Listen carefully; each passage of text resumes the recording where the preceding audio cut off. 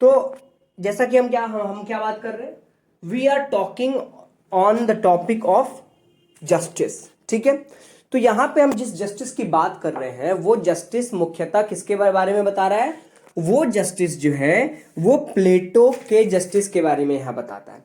और प्लेटो क्या कह रहे हैं, प्लेटो बता रहे हैं कि भैया समाज में अगर न्यायपूर्ण व्यवस्था कायम करना है, अगर समाज में लग रहा है कि न्यायपूर्ण व्यवस्था नहीं है, तो उन्होंने कहा कि समाज में जो नागरिक हैं, ठीक है, समाज में नागरिक हैं, और कौन से नागरिक, उन्होंने नागरिकों का क्या किया, नागरिकों का क्लासिफिकेशंस किया। उन्होंने नागरिकों को 3 वर्गों में बांट दिया। उन्होंने कहा एक तो फिलोसोफर किंग होंगे, एक शोल्डर क्लास होंगे, और तीसरा प्रोड्यूसर क्लास होंगे, है ना। तो उन्होंने कहा कि भैया जब समाज के तीनों वर्ग के लोग जब अपने अपने कर्तव्यों को निष्ठापूर्वक क्या करेंगे, पालन करेंगे, तब राज्य की जो व्यवस्था है वो अपने आप क्या हो जाएगी, न्यायपूर्ण हो जाएगी। समझ में आ रही मेरी बात। अब ऐसे समझिए, जैसे कि हम एक ऑफिस का एग्जांपल लेते हैं, एक कार्यालय का एग्जांपल लेते हैं, एक बड़ी कंपनी का एग्जांपल लेते हैं। चलिए, तो उस कंपनी में क्या होता है कि हर लोग काम करते हैं, अलग अलग तबके के लोग काम करते हैं, अलग अलग क्लास के लोग काम करते हैं।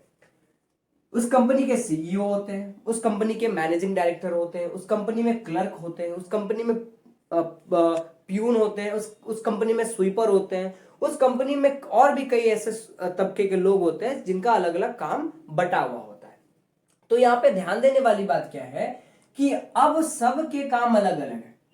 तो जब सब अपने अपने काम को सही तरीके से, न्याय तरीके से, कहने का मतलब ईमानदारी पूर्वक, जिनको मतलब जिन्हें जो काम दिया गया है, अगर वो काम अगर ऑनेस्टी पूर्वक करते हैं, तो उस कंपनी में न्याय अपने आप आ जाएगी। कहने का मतलब ये हुआ कि उस कंपनी में किसी प्रकार का कोई गड़बड़ी देखने को नहीं मिलेगा, बल्कि रैदर वहां पे हर लोगों में एक दूसरे के प्रति न्याय का भाव दिखेगा कि नहीं, इन्होंने अपना काम को क्या किया, ऑनेस्टी पूर्वक किया। क्योंकि जब हम न्याय की बात करते हैं तो जहां पे जस्टिस है, यानी कि जहां पे ऑनेस्टी है, वहां पे क्या है, न्याय ऑटोमेटिकली क्या हो जाएगी, स्टैब्लिश हो जाएगी।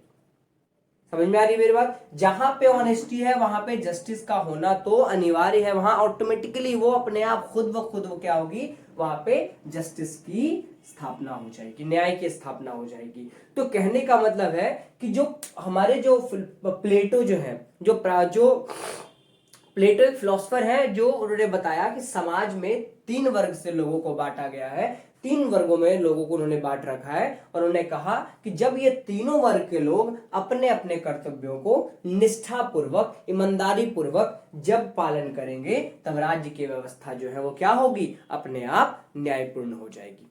समझ में आई मेरी बात। उनने ये बात कही।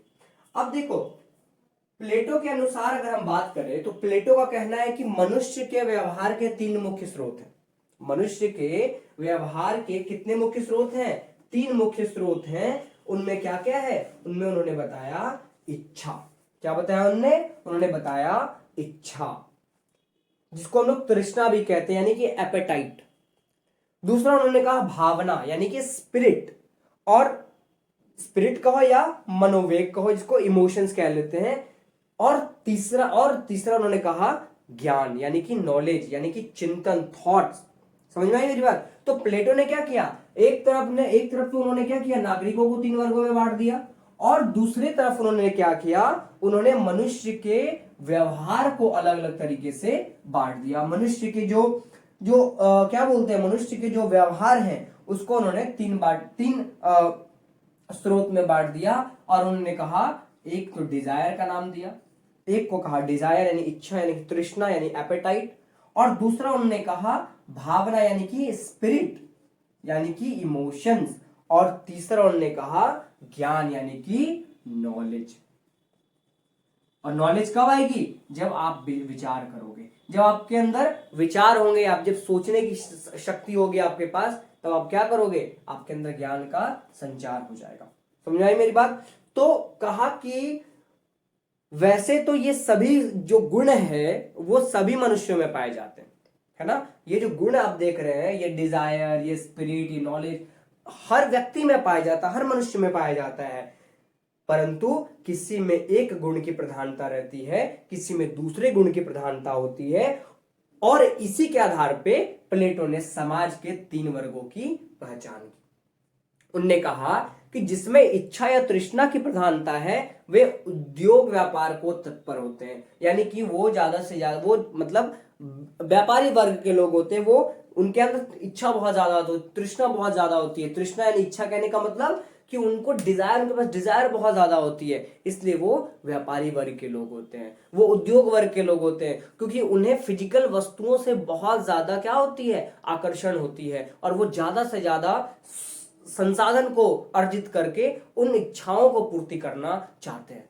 ठीक है, तो अलग अलग भाव, अलग अलग जो भावना है वो अलग अलग समाज में नागरिकों के वर्ग के हिसाब से सेट करके उन्होंने बताया कि अलग अलग जो उन्होंने बांटा, समाज में जो उन्होंने बांटा कि 3 वर्ग के लोग होते हैं, 3 वर्ग से लोगों को उन्होंने जो क्लासिफिकेशन किया, तो उन्होंने कहा कि सबके अलग अलग इमोशंस के अलग अलग जो उनके ज्ञान है, अलग अलग जो उनके व्यवहार है, उसके आधार पर उन्होंने क्या किया, ज्ञान नहीं, अलग अलग व्यवहार के आधार पर उन्होंने बांट दिया।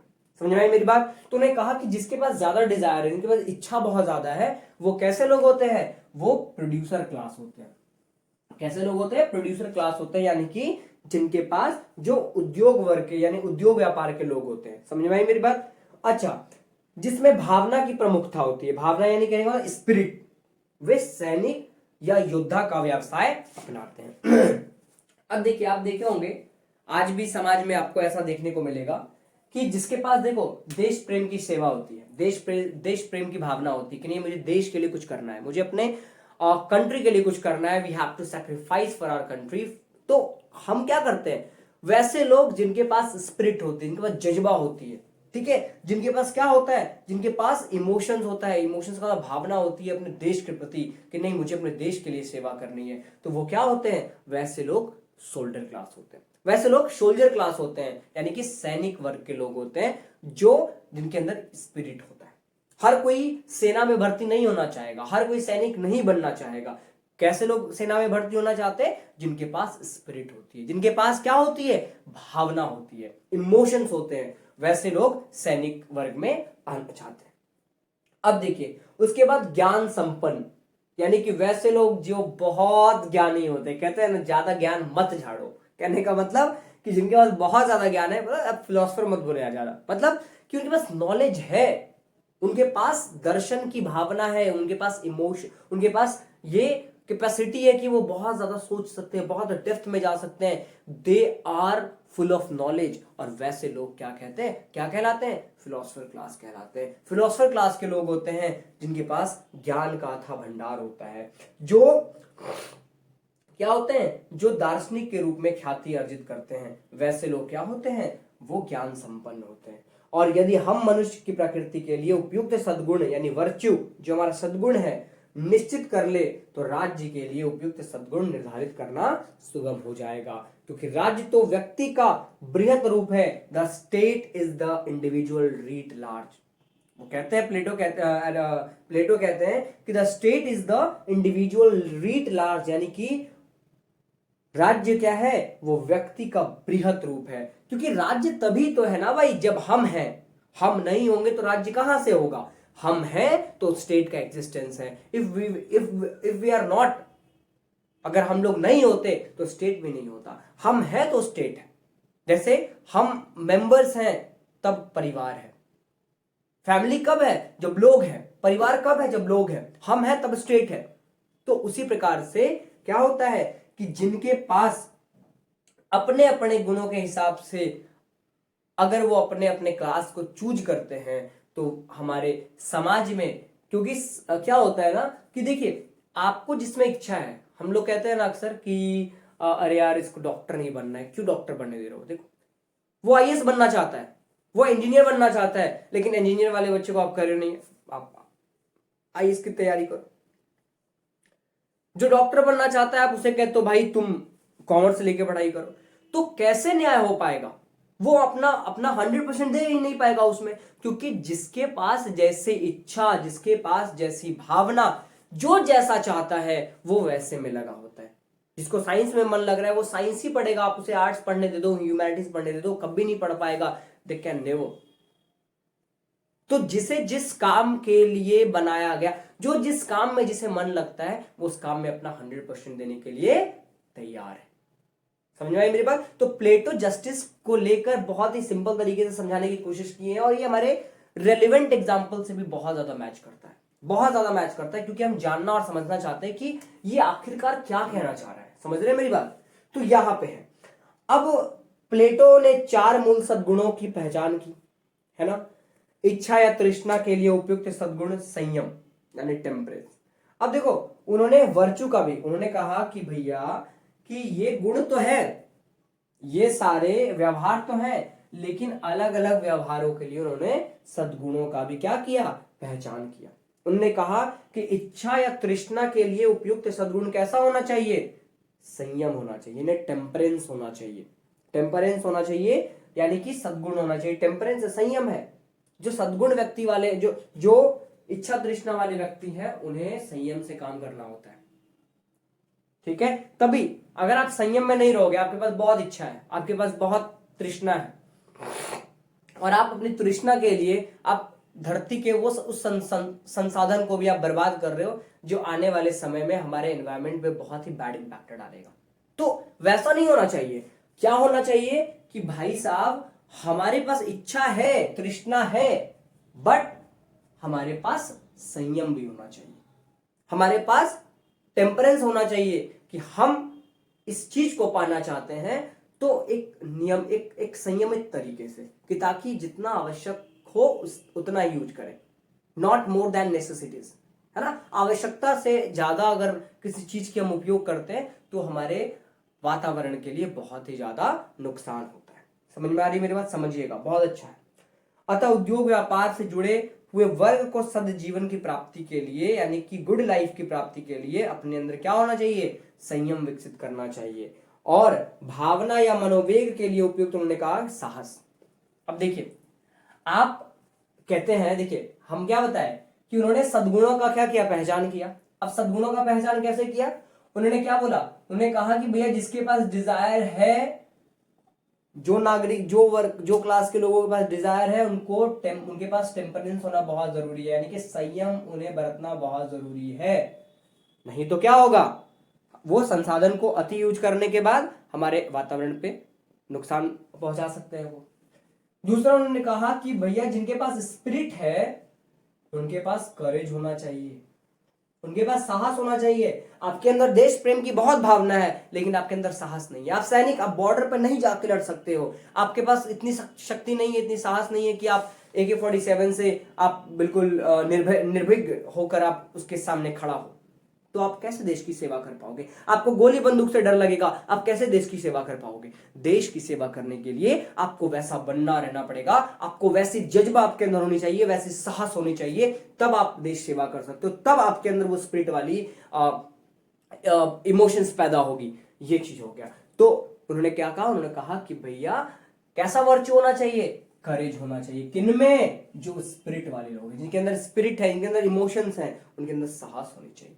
समझ में आई मेरी बात? अब उन्होंने कहा कि सैनिक वर्ग को सदजीवन बिताने के लिए अपने अंदर साहस विकसित करना चाहिए। ये तो मैंने बता दिया। अब क्या होता है कि ज्ञान के लिए उपयुक्त सद्गुण क्या है? बुद्धिमत्ता या विवेक, विजडम।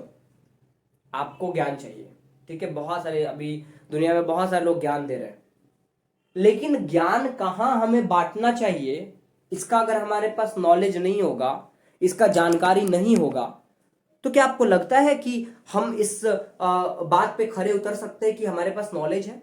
नहीं। हमें कहां पे किस ज्ञान का उपयोग करना चाहिए, हम कहां पे अपनी बुद्धिमत्ता, अपनी विवेक का इस्तेमाल कर सकते हैं, तभी हम कह सकते हैं कि नहीं, हम जो है नॉलेजफुल पर्सन है। समझ में आई मेरी बात? तो उन्होंने बोला कि जिनके पास क्या है, जिनके पास ज्ञान है, जिनके पास थॉट्स हैं, जिनके पास नॉलेज है, उनके पास क्या होना चाहिए? उनके पास विजडम होना चाहिए, यानी कि विवेक होना चाहिए। क्या होना चाहिए भाई? विवेक होना चाहिए। इसके अलावा उन्होंने कहा कि दार्शनिक और बुद्धिजीवी वर्ग को इस गुण का विकास करना चाहिए। और चौथा उन्होंने कहा कि सही संयोग पर आश्रित, ठीक है। और उन्होंने कहा कि अंतिम सद्गुण जो है वो क्या है, न्याय, जो कि सर्वोच्च सद्गुण है, सबसे हाईएस्ट जो है वर्चू इसको माना गया है, सबसे हाईएस्ट वर्चू कहा गया है। क्यों? क्योंकि न्याय और यह समस्त सद्गुणों को सही सही संयोग पर, मतलब सद्गुणों के सही सही संयोग पर क्या है, ये आश्रित है। व्यक्ति के मामले में न्याय से तात्पर्य क्या होता है? व्यक्ति के मामले में न्याय से तात्पर्य यह होता है कि संयम को साहस का संबल मिल जाए और विवेक से मार्गदर्शन प्राप्त हो। संयम को क्या मिले? संयम को साहस का संबल मिल जाए और विवेक से मार्गदर्शन प्राप्त हो। अतः राज्य के संदर्भ में न्याय का अर्थ यह होगा कि संयमशील उत्पादक वर्ग को साहसी सैनिक वर्ग का संरक्षण प्राप्त हो और इन दोनों को विवेक संपन्न दार्शनिक वर्ग से मार्गदर्शन प्राप्त हो।